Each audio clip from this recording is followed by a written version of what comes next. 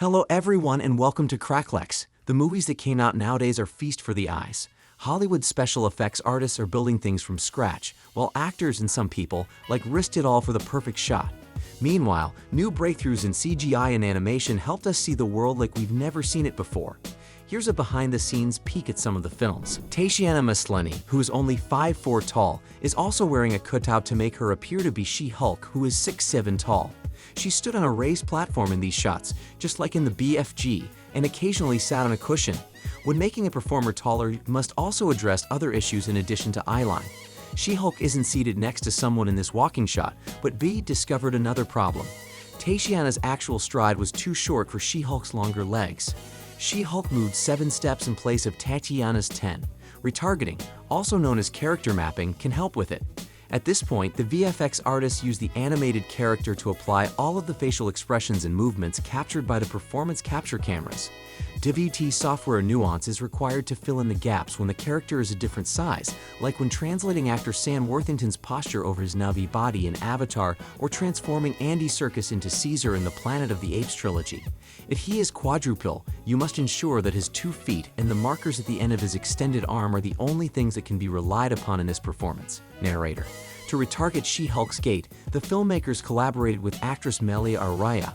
Melia could act as a stand-in who was more suitable in height, but this is hardly a brand new method. In the past, stand-ins were employed in pictures where their faces were obscured.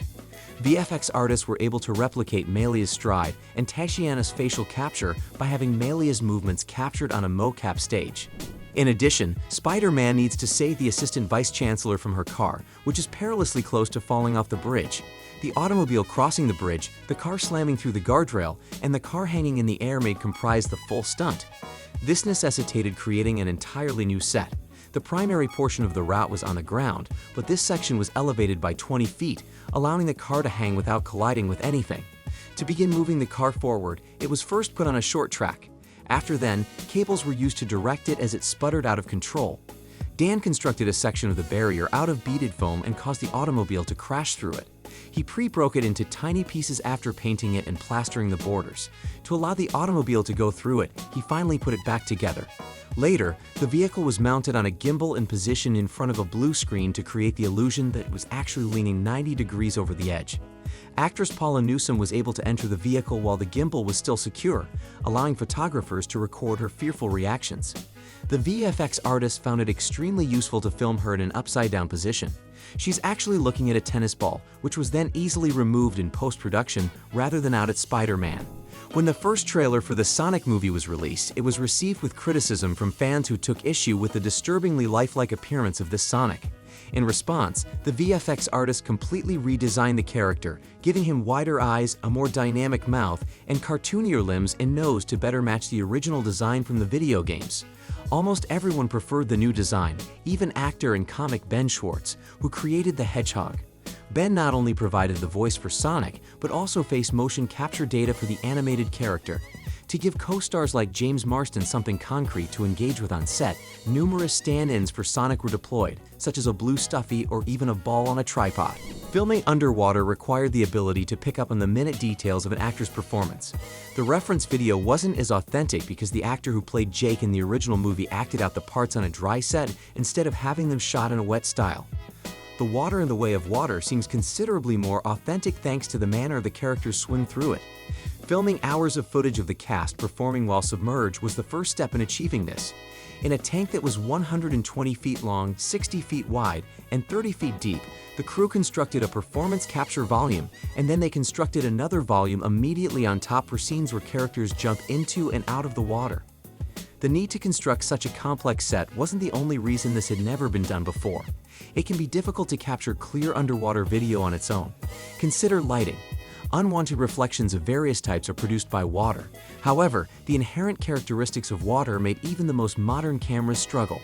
For instance, it was challenging to distinguish between surface light and the conditions below and above the water due to surface reflections. The director had to return to his 1989 picture, The Abyss, in order to find the answer. In order to maintain the lighting as distinct as possible on The Abyss, he covered the water's surface with black pearls. He utilized these opaque white ping pong balls on the way of water. The balls may also be readily separated so that they wouldn't obstruct the actor's movements. Getting underwater video also presented a challenge because of bubbles. Air bubbles would prevent the performance capture cameras from clearly reading the cast members' faces if they were to wear dive gear. They had to hold their breath for extended periods of time, which required 6 months of rigorous diaphragmatic breathing training. They could hold their breath for at least 5 minutes at a time after expanding their lung capacity. The world record for the longest breath held on a movie set was broken by Kate Winslet by the end of the training time. To have the actors swim as quickly as their virtual counterparts, though, would require much more. The Mechayina are a water-based tribe, making them different from other Novi clans in that they were given animated features like bigger chests for holding their breath. They are introduced in the sequel. Inhale deeply, and considerably larger tails to help them go forward, the narrator says. The stunt team outfitted Kate and the other Mechayina actors with these underwater jetpacks so they could use them while swimming. After that, the VFX team would use that swimming pace and replace the jets with tails that kicked in the same manner. Every time the characters boarded an elu or a skewing, they had to step it up a notch. For these new animals which could move in and out of the water, actors had to be strapped onto these jetovators rather than the wire-rigged puppets that they used for the flying banshees in the previous movie. After the underwater scenes were captured on camera, Dodid expanded the raw footage into an unending ocean. You should be aware that Keanu Reeves is not someone to fool with after 4 films. The man must be constructed of steel or some other material. He's recognized for pulling off as many tricks as he can, so it's clear that getting there required some grueling training. To develop what they called the toolbox, or rather a toolbox of talents that he might use for the movies, the person, for example, trained for 12 weeks. He actually picked up the skills necessary for professional nunchuck use, judo jiu-jitsu, and stunt driving. The fact that it took him 4 of these movies to say that really is something else. He calls this movie the most physically demanding role he's ever played. Our athlete trained for 8 hours a day, 5 days a week, and he appeared to be enjoying himself while doing it. Of course, the fact that he received his training from some of the top stunt performers and coordinators in the business definitely helps. Did you know that ImageWorks handled the visual effects for every previous Spider-Man film? They did indeed supply the effects for both The Amazing Spider-Man and the first 3 films. Since they wanted to give the 3rd edition of the hero a brand new look, producers were actually hesitant to use them once more for the MCU films. That is, until they figured out this test footage. ImageWorks quickly created something to demonstrate their capability. That is entirely CG, and not Tom Holland in a costume. Even Tom Holland was duped by the 3D model's impressive appearance and movement. They concentrated on creating the most realistic MCU Spider-Man yet in order to improve on their earlier efforts.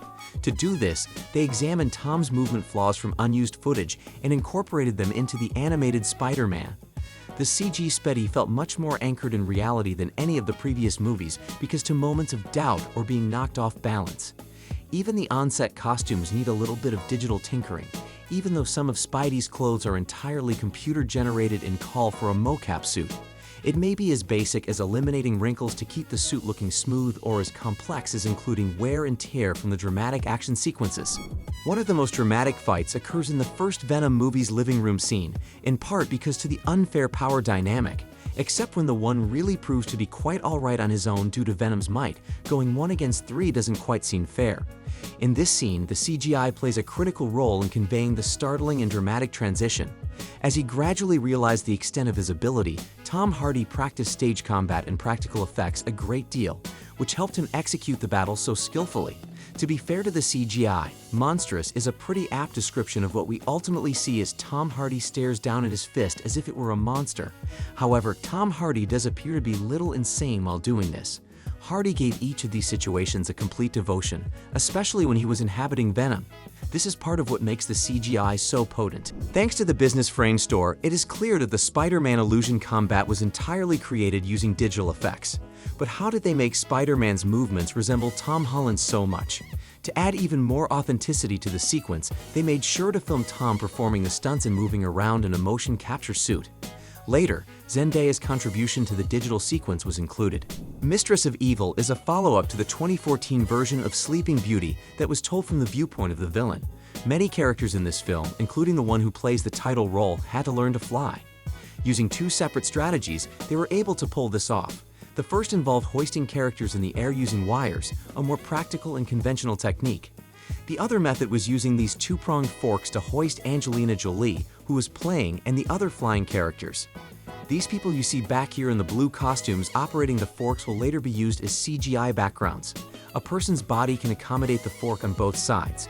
As the actor is securely strapped into place, they can move around and twist someone around in a 360-degree movement by using this gadget, which also provides them mobility. As a contrast, CGI was used to build Maleficent's wings. These were placed on Jolie's back while she was on site. Wings would subsequently be added. Making realistic wings and ensuring that they moved in time with the performer's body motions were also tasks assigned to the visual effects team. So guys, hope you enjoyed this video. What do you think of these scenes? And which scene was your favorite? Let us know in the comments below. Do like and share this video with your friends on social media. For more such amazing content, don't forget to subscribe to our channel, and thanks for watching.